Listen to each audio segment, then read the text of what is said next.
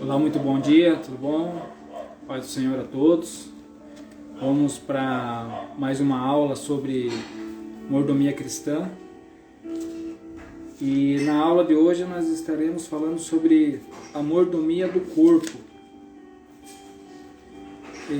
O texto base ele se encontra no livro de 1 Coríntios, capítulo 6, versículo 13 ao versículo 20. Esse vídeo eu já tinha feito ele durante a semana, só que por motivos técnicos, aconteceu alguma coisa, ele acabou não indo para o ar. Então nós estaremos retomando a lição e esperamos que dê tudo certo. Tudo bom? Vamos lá. A leitura inicial diz assim: os nossos corpos são membros de Cristo. Esse é o subtítulo. Todas as coisas me são lícitas, mas nem todas as convêm. Todas as coisas me são lícitas, mas eu não me deixarei dominar por nenhuma delas. Os manjares são para o ventre, e o ventre para os manjares. Deus, porém, aniquilará tanto um como o outro. Mas o corpo não é para a prostituição, senão para o Senhor, e o Senhor para o corpo. Ora, Deus também ressuscitou o Senhor, nos ressuscitará a nós pelo seu poder. Não sabeis vós que os vossos corpos são membros de Cristo? Tomarei, pois, os membros de Cristo e fá-los-ei membros de uma meretriz? Não, por certo. Ou não sabeis que o que se ajunta com a meretriz faz um corpo com ela? Porque serão, disse, dois numa só carne?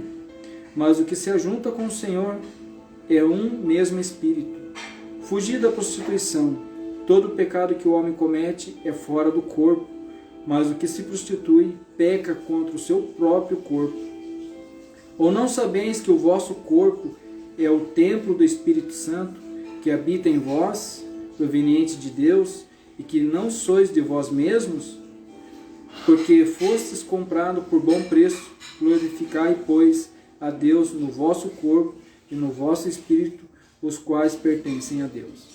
Então, aqui é uma advertência que o apóstolo Paulo ele escreve àquela igreja que se encontra em Corinto.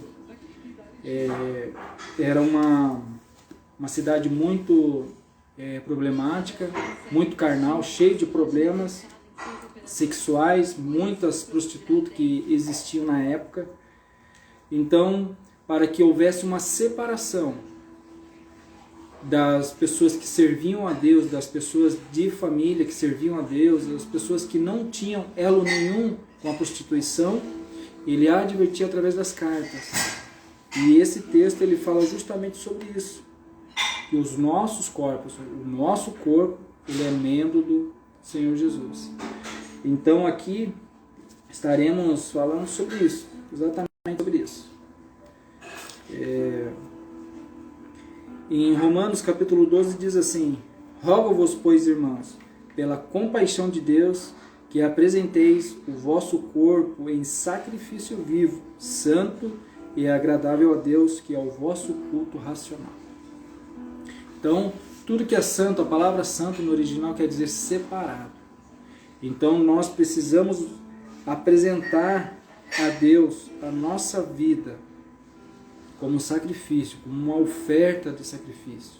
Precisamos deixar o nosso eu, a nossa vontade de lado e fazer a vontade de Deus, mesmo que o nosso eu queira fazer ao contrário. Então, para que Deus possa ser glorificado na nossa vida. No versículo 13 ele vai dizer: os manjares são para o ventre, e o ventre para os manjares. Quer dizer, um foi feito para o outro. O alimento ele foi feito para o estômago foi feito para receber o alimento. Só que ele diz mais um pouquinho a seguir: Deus, porém, aniquilará, ele acabará tanto com um quanto com o outro, mas o corpo não é para a prostituição. O nosso corpo ele foi feito para glorificar a Deus. Lá no Jardim do Éden, Deus, através do pó da terra, ele fez o homem. Ele fez o homem do pó da terra e ele soprou em suas narinas o fôlego de vida. Então aquele boneco de barro, ele se tornou alma vivente, algo para glorificar a Deus. Então Deus, ele precisa e ele quer ser glorificado na nossa vida. Só que precisamos fugir das concupiscências da carne, dos desejos carnais, de tudo aquilo que causa impureza na sua vida, na minha vida, os ambientes onde nós frequentamos, precisamos fugir daquilo, selecionar bem as amizades, aquelas pessoas que falam coisas que não devem, falam palavrões, falam infinitamente muitas coisas que não cooperam para o bem emocional. Tem pessoas assim que falam tanta besteira assim que parece que a pessoa está carregada, você não se sente bem próximo da pessoa.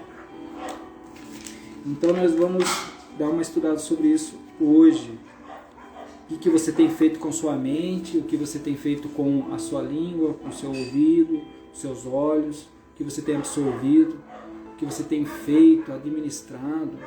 Porque a nossa lição, ela diz sobre a mordomia do corpo.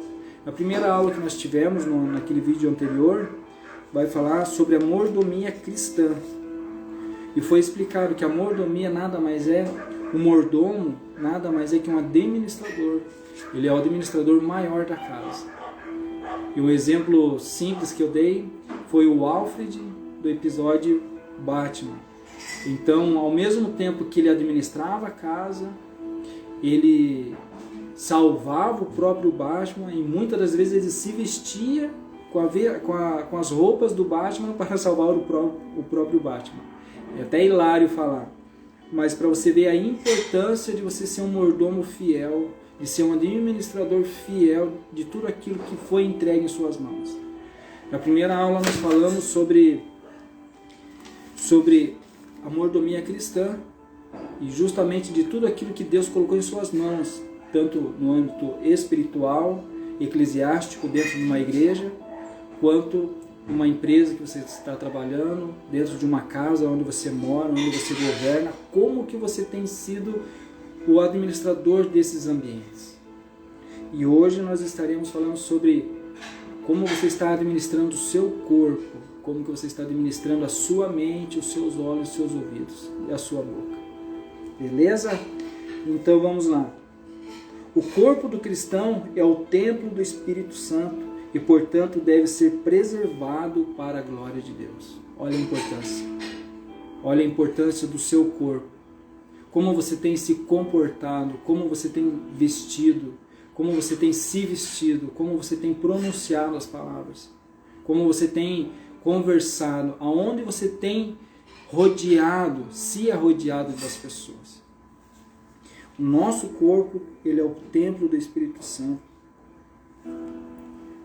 O nosso corpo, ele foi maravilhosamente criado por Deus. As Escrituras demonstram essa obra especial da criação. O nosso corpo tem duas dimensões, ao menos, a material e a imaterial. Esta constituída de alma e espírito. Num contexto materialista em que vivemos, precisamos reforçar a visão bíblica da integridade do ser humano. Esta lição, bem como a próxima, buscará mostrar o ser humano todo.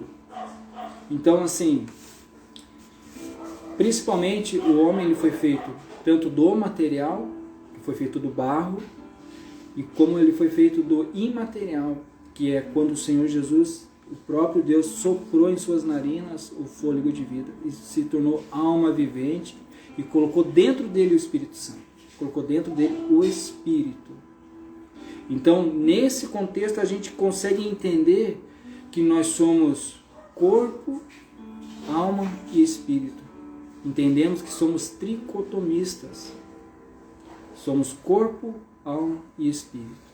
Então, a partir do momento que nós somos corpo, alma e espírito, esse espírito é de quem? Qual é o espírito que atua dentro de você? Porque assim, o corpo é essa matéria que nós tocamos. A alma é o desejo do coração, é o desejo que nós temos, é o sentimento que nós temos. Isso se chama alma, a compaixão, o desejo que nós temos. Agora o espírito, a Bíblia fala que quando nós retornarmos ao pó, o espírito vai retornar a Deus. Então, o homem ele retorna ao pó, independente se você é cremado ou não, retorna ao pó, e o espírito retorna a Deus. Então, somos pessoas, somos criaturas tricotomistas. Esta lição, bem como a próxima, buscará mostrar o ser humano em um todo. Quando nosso Senhor proveu a salvação para ele, o fez de modo integral. O ser humano é corpo, alma e espírito. Somos razão e sentimento, cérebro e coração. Nada se exclui, mas tudo se complementa. Quer dizer, uma coisa depende da outra. Não precisamos ser só razão, porque o sentimento, tem que haver o sentimento, tem que haver a compaixão. E não podemos ser também só compaixão, só sentimento. Viver da caridade, viver do sentimentalismo, porque dizem que a voz de Deus a voz do povo é a voz de Deus. Mentira.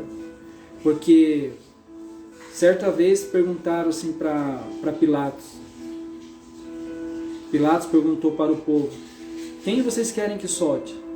Barrabás, o ladrão, ou Jesus, o que se diz o Cristo? O povo pediu para soltar Barrabás e crucificar a Cristo. Então a voz de Deus não é a voz do povo. A voz do povo não é a voz de Deus. Então não podemos viver de sentimentalismo. Precisamos ser meio a meio. Precisamos ser moderado, temperado com isso. A formação maravilhosa do corpo. A Bíblia relata a criação do corpo do ser humano em Gênesis capítulo 1, do versículo 26 ao versículo 28.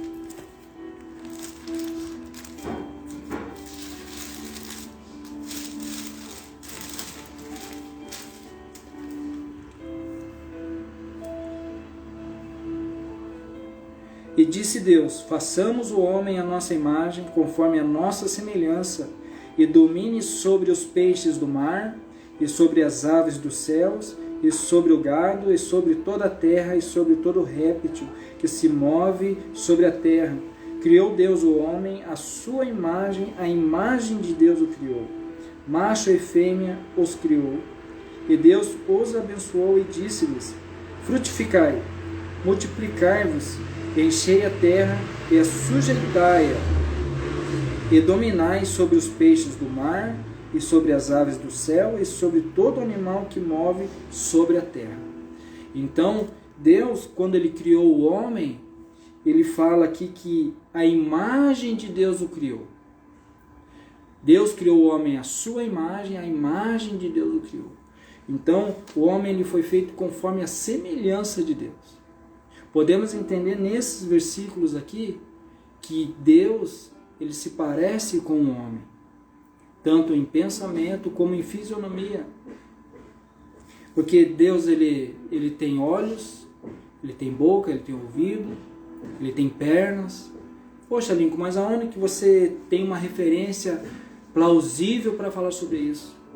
A Bíblia fala que, se eu não me engano é Ezequiel, que fala assim, que os meus ouvidos não estão surdos para que eu não possa ouvir, os meus olhos não estão tapados para que eu não possa ouvir, minha boca não estão fechadas para que eu não possa falar.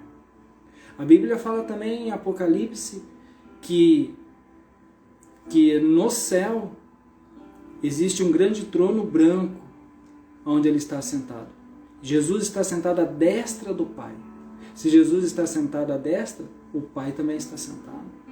Então, se Jesus está sentado, Deus está sentado, tem um trono, a Bíblia fala que o estrado dos seus pés é a terra. O estrado dos seus pés é a terra. Então, Deus tem pés, Deus tem olhos, Deus tem ouvido. Então, a imagem de Deus o criou. A imagem de Deus o criou. Deus criou a imagem dele. Então, o que Deus fala aqui? Que nós somos semelhança, tanto em espírito, como consciência, como em corpo, como em alma. No versículo 27, Deus criou o homem à sua imagem, a imagem de Deus o criou, macho e fêmea. Criou dois seres, macho e fêmea. Não criou macho e macho, não criou fêmea e fêmea, ele criou macho e fêmea. E disse, frutificai, frutificai, dar fruto, se multiplicar, ter família, constituir família, filhos e filhas. Multiplicai-vos e enchei a terra, sujeitai-a, e dominai sobre os peixes do mar, sobre as aves dos céus, sobre todo animal que se move sobre a terra. Aqui que podemos entender que o homem ele foi feito administrador do jardim do Éden, que seria, muitos dizem que o jardim do Éden é o segundo jardim. O primeiro foi destruído através da queda de Satanás. Então, o homem ele foi feito para administrar o jardim do Éden. A terra foi feita para ser sujeita ao homem. Os peixes, os animais, eles foram feitos para que o homem dominasse sobre eles. O homem ele é o mordomo desses animais. O homem ele foi feito administrador desses animais. Deus deu sabedoria, deu entendimento para que ele pudesse sujeitar toda a terra. Então, são versículos chaves que podemos entender que o homem ele tem uma função extraordinária na terra. Que se ele souber administrar conforme a sabedoria, como lemos lá em Romanos, renovar a vossa mente, não aceitar o processo, o sistema desse mundo, mas estar renovando, pedindo sabedoria a Deus, condições para exercer da melhor maneira possível. A terra será maravilhosa, porque a terra é maravilhosa, o céu é maravilhoso, as águas são maravilhosas, mas o sistema desse mundo que é do maligno. Continuando. Foi uma obra maravilhosa, poeticamente expressa nas palavras do rei Davi. Eu te louvarei, porque de um modo terrível e tão maravilhoso fui formado. Maravilhosas são as tuas obras, e a minha alma o sabe muito bem. Está lá em Salmo 139, no verso 14. No mesmo salmo, o autor sagrado traz à memória a contemplação divina do corpo humano, ainda informe. 139, versículo 15. Louve a Deus por sua maravilhosa criação. Seja bem-vinda, Maria. Deus abençoe a sua casa, a sua família, em nome de Jesus.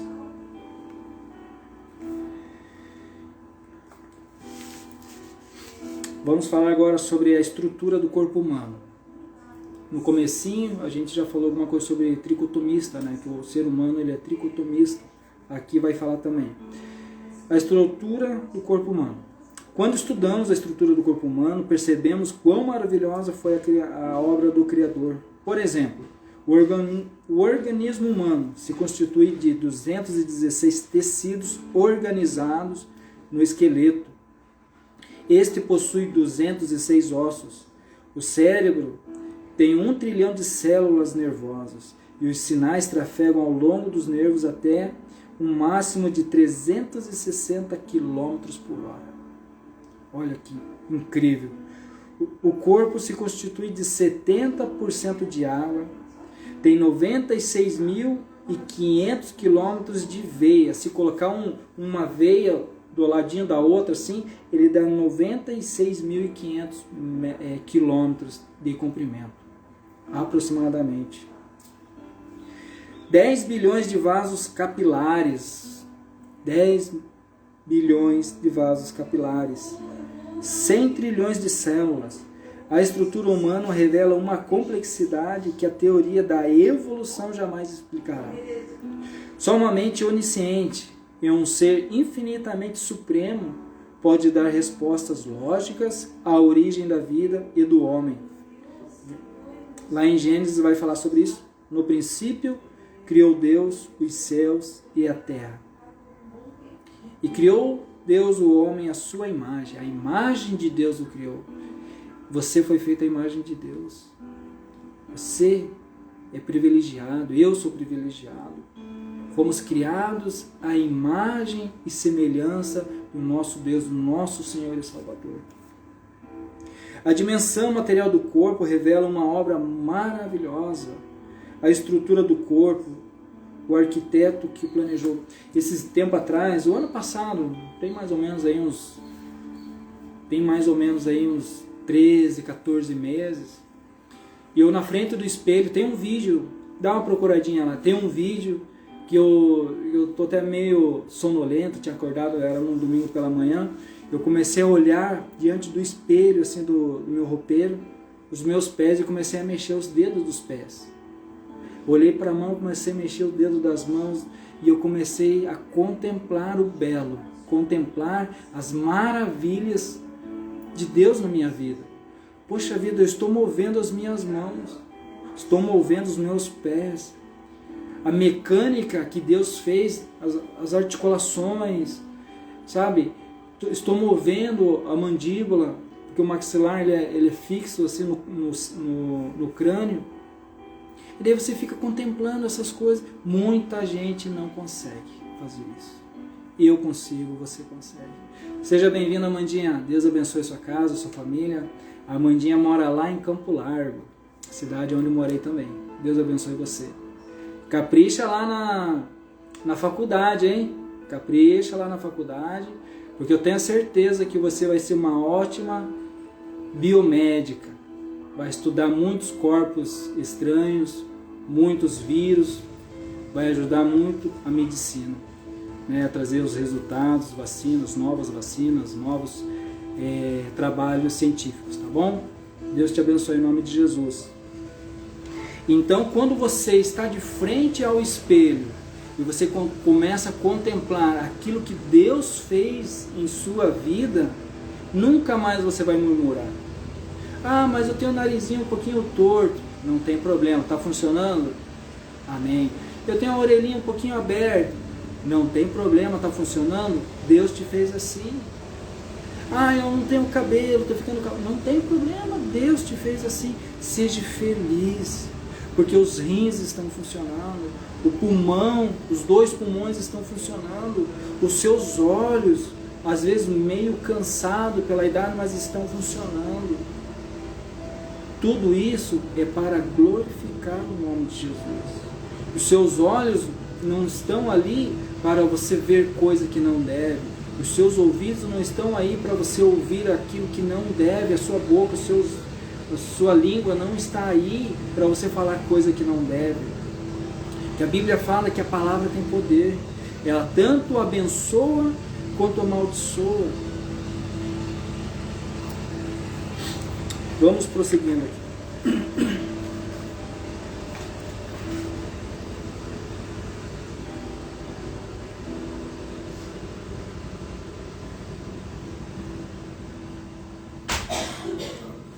A dimensão espiritual do corpo. Então nós falamos sobre a dimensão material, de como o corpo ele foi construído, ele foi feito, ele foi projetado, como Deus criou o corpo, e agora nós estaremos falando sobre a dimensão espiritual. Então nós falamos do material e agora a gente vai falar do espiritual. O corpo, segundo as Escrituras,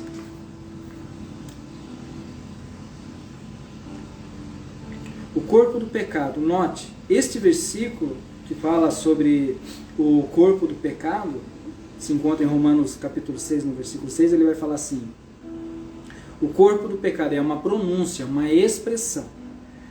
Note, esse versículo que o nosso velho homem foi com ele crucificado, para com o corpo do pecado seja desfeito, a fim de que não sirvamos mais o pecado.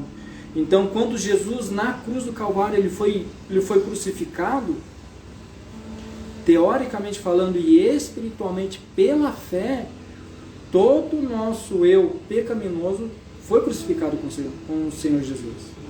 No momento do batismo nas águas, no momento em que o pastor, o ministro do Evangelho, ele pega o batizando e emerge até as águas, teoricamente falando, pela fé, a pessoa está sendo crucificada com Jesus. E no momento em que ela levanta da água, ela é uma nova criatura, ela está santificada pela água batismal ali, pela fé. Então, o nosso corpo do pecado, que foi gerado junto com a desobediência de Adão lá no Jardim do Éden, o nosso velho homem foi com ele crucificado para que o corpo do pecado seja desfeito, a fim de que não sirvamos mais ao pecado. Nele, a expressão corpo do pecado refere-se ao velho homem que antes de nascer de novo usava o corpo como instrumento de iniquidade. Está em Romanos capítulo 6, no versículo 12 até o 14. Esse corpo também é chamado na Bíblia de homem exterior, um corpo que se corrompe, adoece e envelhece. É chamado também de casa terrestre, está lá em 2 Coríntios, capítulo 5, no versículo 1. Essa expressão refere-se à temporalidade do corpo, isto é, sua constituição física, a forma do espírito. Esse corpo é a casa temporária, a morada passageira, vista que nessa terra somos apenas peregrinos e forasteiros. Seja bem-vindo, Renanzinho. Deus abençoe sua casa, sua família. Então nós temos a casa terrestre, nós temos o corpo do pecado, temos vários nomes que a Bíblia fala sobre o nosso corpo, né? O homem exterior, casa terrestre, corpo do pecado, refere-se ao nosso corpo. Então todas as vezes que a Bíblia refere-se a isso, a essas expressões, está dizendo sobre o nosso corpo. Então, sobre a nossa casa passageira, né, que é a casa temporária, casa terrestre, a Bíblia fala que nós teremos uma morada eterna. Então, às vezes, vale mais você ter paz do que você ter razão. Ao invés de você chegar e falar para a pessoa que ela está errada e ela não aceitar, deixa ela. A Bíblia fala assim, aquele que está sujo, que se suje mais. Então, se essa pessoa ela não dá ouvido a você, ela não está dando ouvido a você, ela está indo de mal a pior. Você chega, conversa com ela, ela não quer nada com nada. A Bíblia fala isso, aquele que está sujo, que se suje mais. E você faz a sua parte do atalaia, você chega, orienta, conversa, avisa que está errado, com amor e carinho, nada com grosseria, nada com estupidez. Ó, meu querido, não é assim. Ó, meu amigo, ó, meu colega, não é assim que funciona. Você vai de mal a pior. Se ele não der ouvido, você fez a sua parte e você deixa ele com a sujeira dele. Templo do Espírito. Essa expressão aparece numa pergunta retórica de Paulo em 1 Coríntios. Ou não sabeis que o nosso corpo é o templo do Espírito Santo que habita em vós, proveniente de Deus, e que não sois de vós mesmos? 1 Coríntios capítulo 6, versículo 19. Então, a nossa casa terrestre, ela também é o Espírito Santo. Ela também é templo do Espírito Santo. Então, ao mesmo tempo que o pecado é gerado através do pecado de Adão, da desobediência de Adão, que vem geração após geração, funilando o homem, fazendo o homem pecar, fazendo o homem ter problemas emocionais, psicossomáticos, cheio de problemas, existe também o templo do Espírito Santo, que é o nosso corpo. A Bíblia fala que não podemos agradar dois senhores. Se a gente agradar um, o outro a gente vai desagradar. Não tem como a gente agradar a Deus e as riquezas.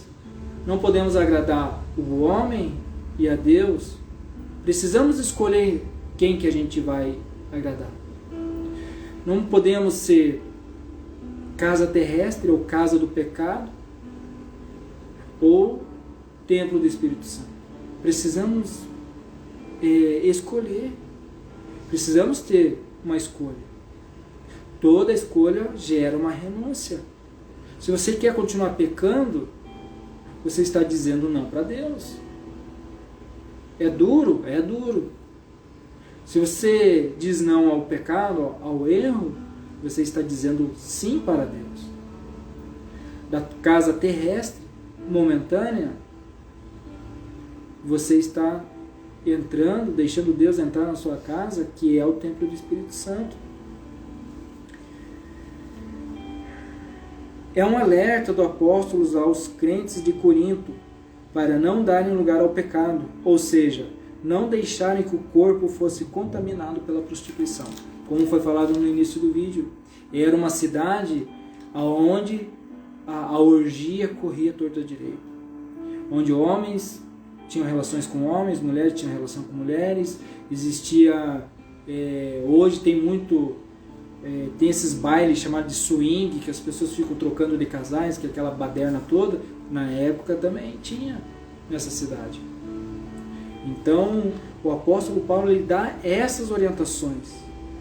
Foge da prostituição. Saia da prostituição. Pecados contra o corpo. A Bíblia adverte acerca dos pecados contra o corpo.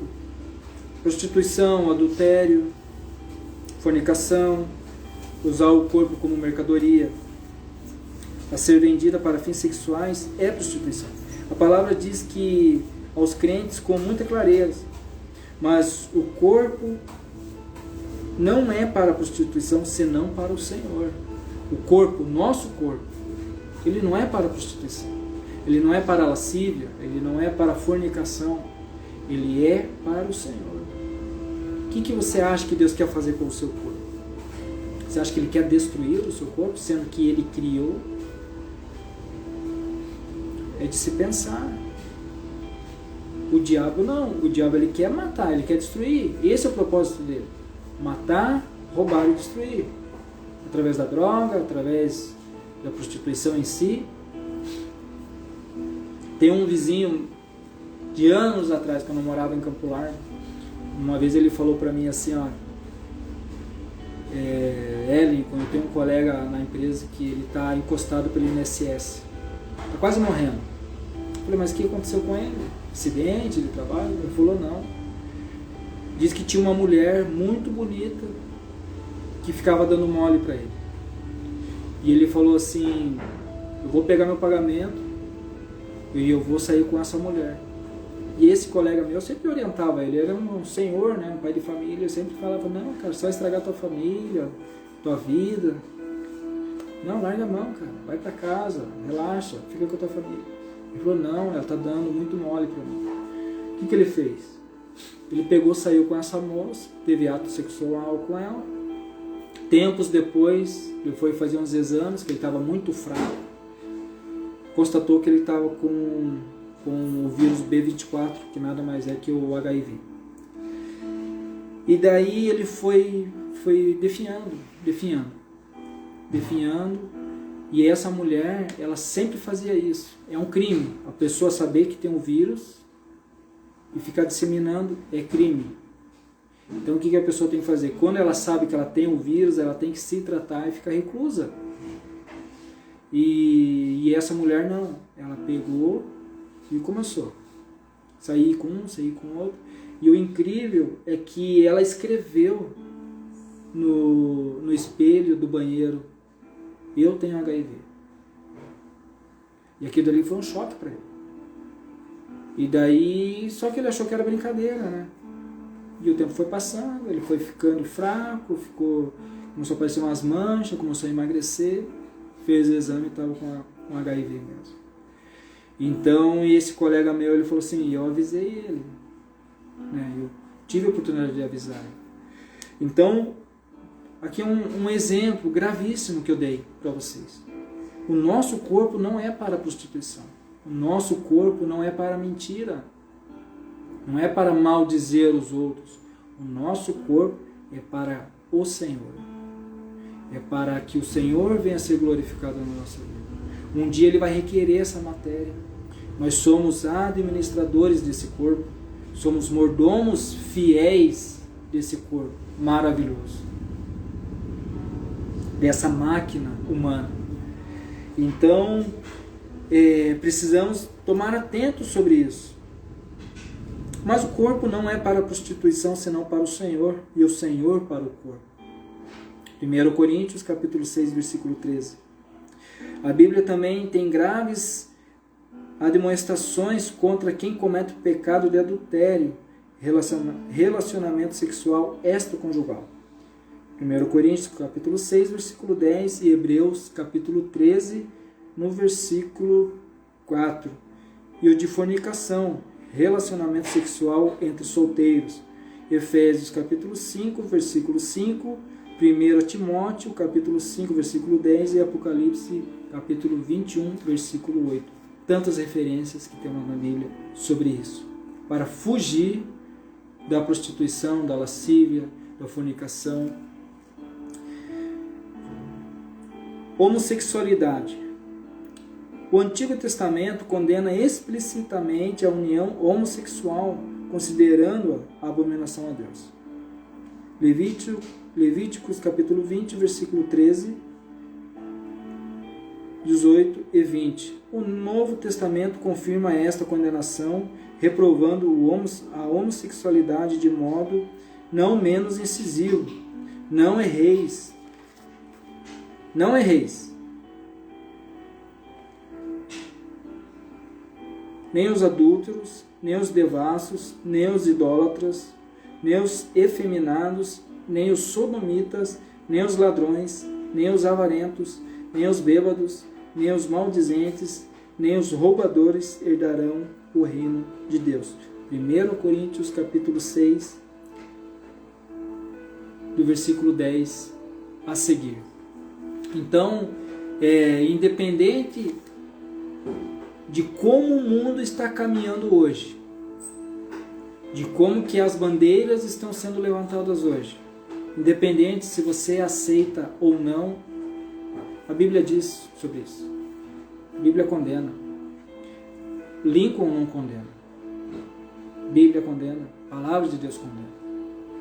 Eu respeito, né, como ser humano. A Bíblia fala assim, que Deus ama o pecador, não ama o pecado. Deus ama o homossexual, mas não a homossexualidade. Deus ama o ladrão, mas não ama o roubo. Está entendendo? Deus ama a pessoa. A pessoa. Deus ama eu, não o que eu faço. Aquilo que eu faço ou vai glorificar a Deus e vai me conduzir aos pastos verdejantes para a salvação, ou vai me conduzir para o inferno, lago de fogo e enxofre. Tudo aquilo que você faz hoje, você está plantando. Mais cedo ou mais tarde você vai colher. E a colheita muitas das vezes pode ser não doce, pode ser não boa, às vezes pode ser amarga. Então, muitas das vezes é melhor a gente dizer não à nossa vontade, como lá no versículo no início fala assim, que todas as coisas me são lícitas, mas nem todas me convêm. Vamos falar um pouquinho sobre esse versículo. Todas as coisas me são lícitas. Beleza. O que é lícito? Coisa boa. Coisa que serve para alguma coisa. Mas nem tudo convém. Por exemplo, existe uma droga proibida no Brasil chamada cocaína. Tem país que é liberado, mas no Brasil é proibido. Só que tem medicamentos que são manipulados e dentro dessa composição existe a cocaína. Pequena dose, mas existe, para fins medicinais, onde é usado em cirurgias para tirar dor, para amortizar o sofrimento da pessoa. Então, assim, a droga no seu 100% natural não convém, mas modificada para fins medicinais de salvar a vida, convém. Tem medicamentos que a cannabis, que é a maconha, tem país que é liberado, no Brasil é proibido. Mas tem medicamentos que na composição tem a maconha, para fins medicinais, ajudar aquela pessoa que está com depressão, que está com ansiedade, tem um monte de BO na vida dela. Então, ela, em 100% da sua espécie, ela não é lícita, mas quando ela é modificada para fins medicinais, ela convém. Então, isso são exemplos simples para você entender o que é lícito e o que convém na sua vida, na minha vida, para a gente poder fazer ou não aquela situação. Vamos seguindo aqui. Sobre a santificação do corpo. É o ponto fundamental na mordomia do corpo. Diz a Bíblia: segui a paz com todos e santificação, sem a qual ninguém verá a Deus. Então, você tem que ter paz com todos e a santificação para poder ver a Deus. Uma coisa precisa da outra. Como que eu vou para a igreja, ou eu vou para o meu clero religioso, eu vou lá para a minha célula, vou lá para o meu encontro com Deus, um encontro com os jovens, um encontro com os homens, enfim. E eu sou uma pessoa que eu brigo, sou uma pessoa nervosa, sou uma pessoa que eu não tenho dificuldade de relacionamento, eu xingo, eu brigo, eu toco horror na cabeça das pessoas, e chego lá na igreja, sou um anjinho. Não tem como. Tem que haver a paz com todos e precisa haver a entrega com Deus. E também não adianta a pessoa ela ser uma pessoa boa se ela não se entregar a Deus, porque fala assim: seguir a paz com todos e a santificação. Então precisa haver a paz para você poder se santificar. Precisa se santificar para haver a paz. É uma redundância. Tanto de trás para frente quanto de frente para trás, sem a qual ninguém verá a Deus. Hebreus capítulo 12, versículo 14.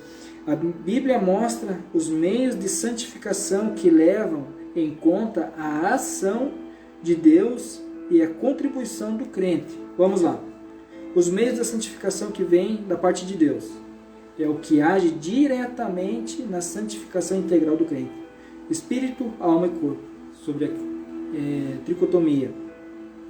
1 Tessalonicenses capítulo 5, versículo 23. O Altíssimo também o santifica através de Cristo. Efésios 5, versículo 25 e 26. Hebreus 9, versículo 14. Do Espírito Santo, 1 Coríntios, capítulo 6, versículo 11. 2 Tessalonicenses, capítulo 2, versículo 13. Romanos 15, versículo 16. E da palavra de Deus que se encontra em João, capítulo 17, versículo 17. Então temos muitas referências que falam sobre a paz uns com os outros e a santificação, a qual ninguém verá a Deus. Sem a qual ninguém poderá ver a Deus. A responsabilidade humana na santificação, Deus não entrega ao homem um pacote de salvação pronto e acabado. Ele faz a sua parte no lado divino, mas o homem tem que ser um participante ativo desse processo. Então, Deus ele dá ferramentas, te dá os ingredientes e você precisa juntar e fazer o bolo. Então ele vai lá te dar a farinha, ele te dá condições de você adquirir o leite, o açúcar, ele te dá ali a tigela para você misturar, mas quem tem que fazer é você. Porque desde a criação do homem, Deus ele sempre contou com a ajuda do homem. Por isso que essa lição diz sobre a mordomia, diz sobre a administração. Desde do começo da criação do homem, Deus sempre contou com o auxílio do homem. Sujeitai a terra, dominai sobre os animais, dominai sobre os peixes, dominai sobre os animais que rastejam, sobre as aves dos céus. Então, ele dá condições do homem fazer e dá condições dele adquirir coisas para que ele possa fazer. Deus não entrega ao homem um pacote, como já foi falado. Logo, o crente pode participar do processo de santificação mediante os seguintes elementos. Fé em Cristo, que a fé, sem fé é impossível ver a Deus. É impossível ver a Deus. Dedicação a Deus, Romanos capítulo 12, versículo 1 e 2. Andando em espírito, em comunhão, Gálatas capítulo 5, versículo 16 e 17. Renunciando ao pecado, que se encontra em Mateus capítulo 16, versículo 24. Romanos 6, 18 e 19. Então nós precisamos o quê? Fugir do pecado. A palavra de Deus fala que precisamos fugir da aparência do mal. Docinho Pereira Dias, seja bem-vindo em nome de Jesus. Precisamos fugir da aparência do mal. Você está andando, trafegando numa rua. Você vê duas pessoas brigando lá. Uma com um facão na mão e a outra com uma pedra. Você vai continuar trafegando naquela rua ou você vai desviar? Você está dirigindo seu automóvel. Aí de repente lá na placa se diz assim, mão única. E é só a mão que vem. Você está na contramão, mas tem uma saída lateral. Um desvio lateral. Que é a mão que é para você continuar. Você vai fazer esse desvio para pegar a avenida, para você continuar seguindo em frente, ou você vai continuar na reta onde que é contramão. Pense um pouco. Fugir da aparência do mal. Fugir da aparência do mal.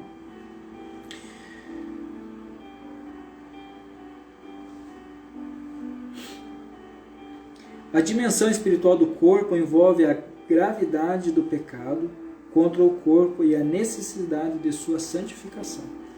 Então, a dimensão. Como podemos dimensionar o pecado que praticamos? O pecado que bate em nossa porta. Como podemos dimensionar? Ou será que achamos assim que não dá nada? Você fazer tal situação não dá nada. Podemos ter essa dimensão. Será que isso vai me causar morte espiritual? Será que isso vai me afastar de Deus?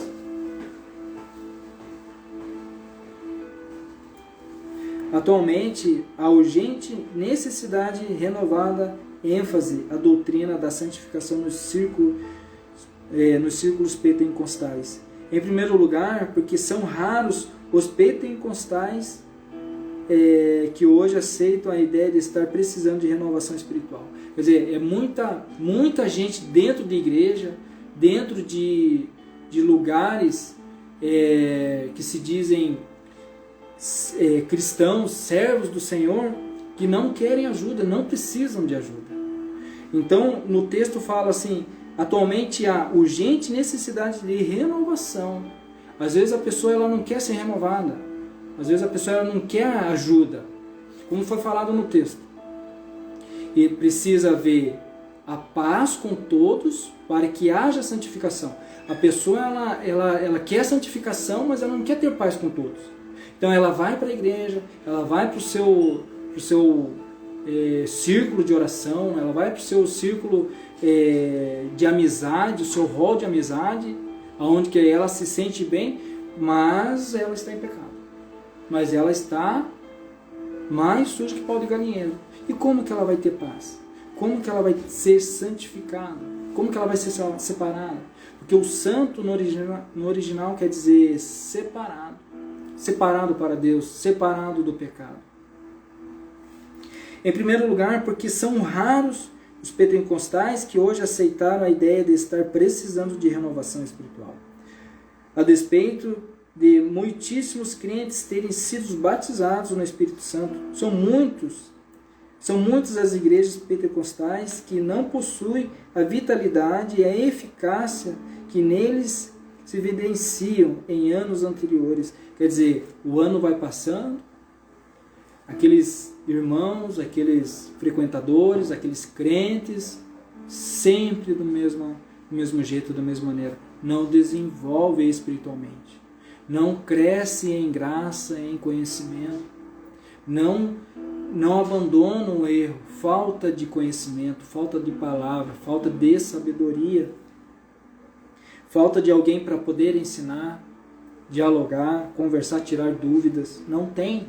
Infelizmente, são poucos os lugares que tem pessoas que ensinam, que sentam, conversam, tiram dúvidas, abençoam. São poucos. Em segundo lugar, a ênfase pentecostal ao batismo do Espírito Santo e aos dons sobrenaturais do Espírito tem resultado numa falta de ênfase ao restante da obra do Espírito, inclusive a santificação. Quer dizer, a pessoa ela está totalmente errada, totalmente suja, imunda, e ela está atrás de dons. Ela não está atrás de santificação. Vou para a igreja para me santificar, para me ter uma conduta ilibada, ter uma nova direção na minha vida. Não, ela vai para desenvolver dons de cura, dons de louvar, dons disso, dons daquilo, mas ela não quer sair do lado sombrio da força, vamos dizer assim. Ela não quer deixar a parte ruim, que é o pecado. Ela não quer. Em terceiro lugar, a aceitação mais generalizada dos pentecostais e dos carismáticos parece ter ameaçado a distinção tradicional entre a igreja e o mundo, lançando dúvidas sobre muitos antigos padrões da santidade. Quer dizer, as novas igrejas que vão surgindo por aí, ao invés de elas manterem a santificação, da palavra de Deus, a pessoa do mundo vem na igreja, Deus lava com seu sangue puro, carmesim, a pessoa é transformada pela palavra de Deus, é transformada a sua mente, como dizem Romanos, e ela permanece firme com Cristo. Hoje não.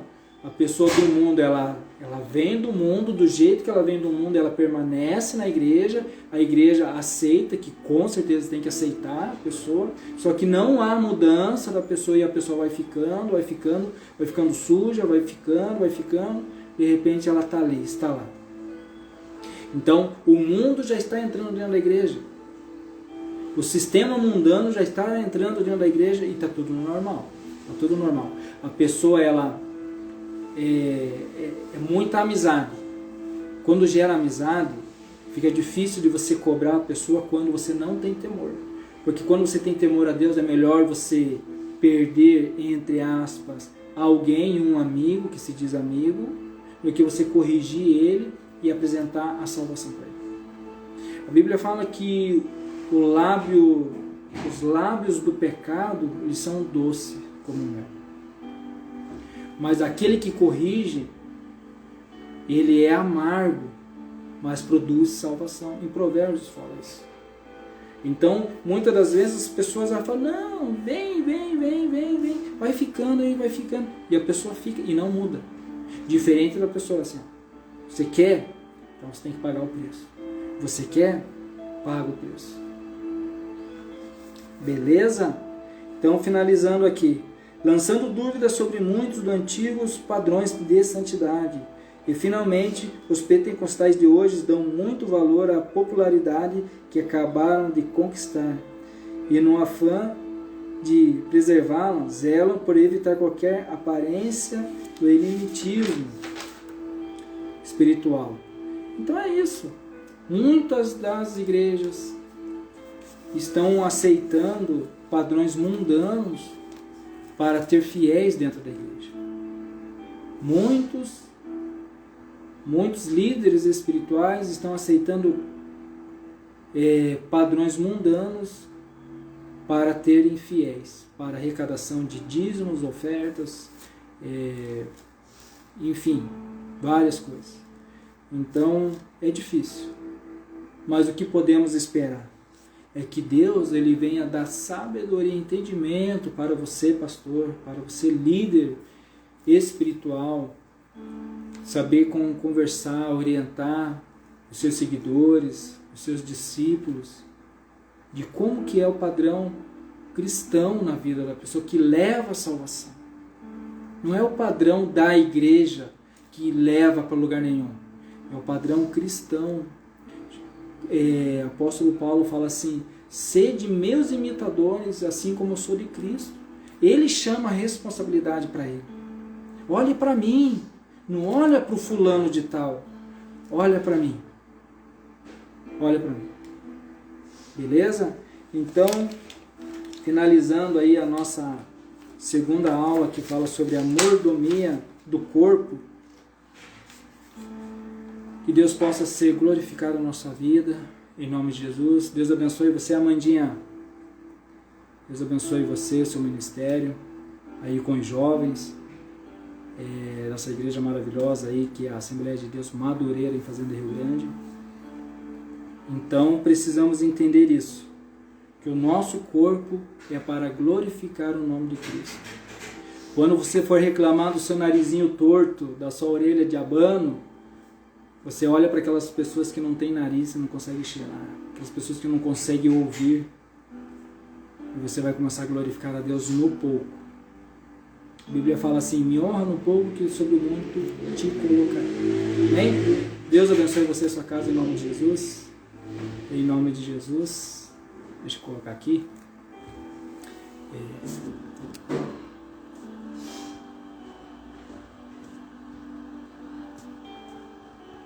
Mordomia.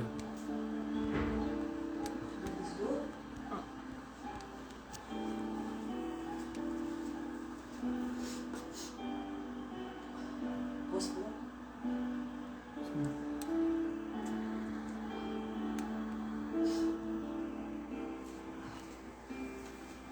Mordomia do corpo. Deus abençoe e até a próxima lição.